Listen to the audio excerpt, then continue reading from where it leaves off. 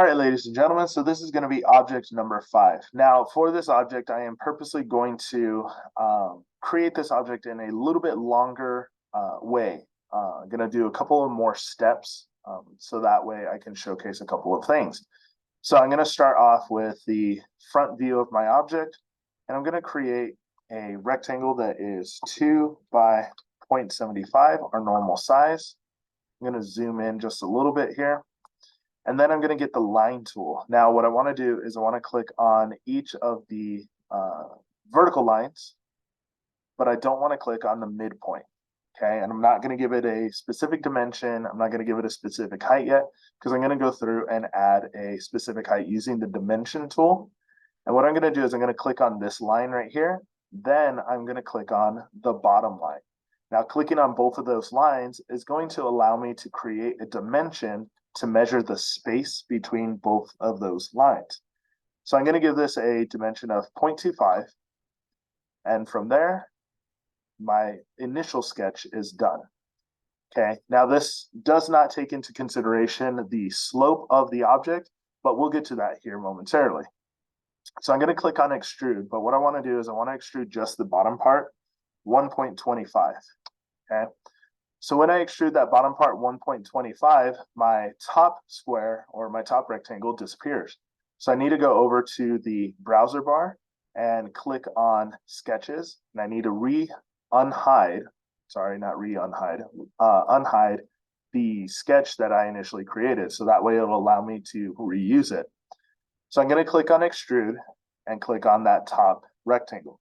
This time I'm going to give it a 0.75 depth.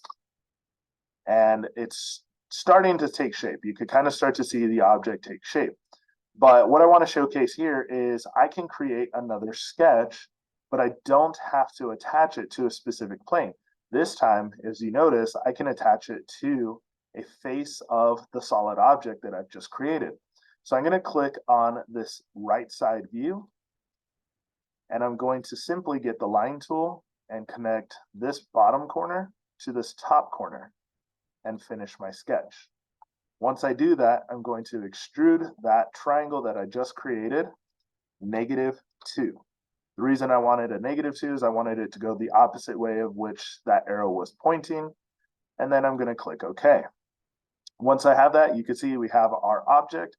It is perfect and ready to go. So I'm going to file, save as, and this is going to be intro 5. And I will make sure it's in my drawing figures folder and click on save. Last but not least, as you know it, let's take it into the drawing file from design. Make sure we have our Fusion drawing template, select OK. Once we're in here, again, make sure to change your scale to a scale of 2. Place in your front view, select OK, and then click on projected view. Select a parent view, the front view that you brought in, give it a top, a right, and an isometric view, and select OK. Don't forget to shade your isometric view.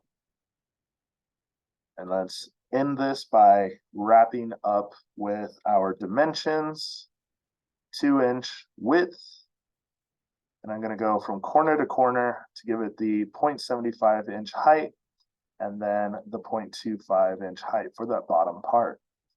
Last but not least, I want to give the depth, a full depth of 1.25, plus the top one right up here, 0.75. And we are done.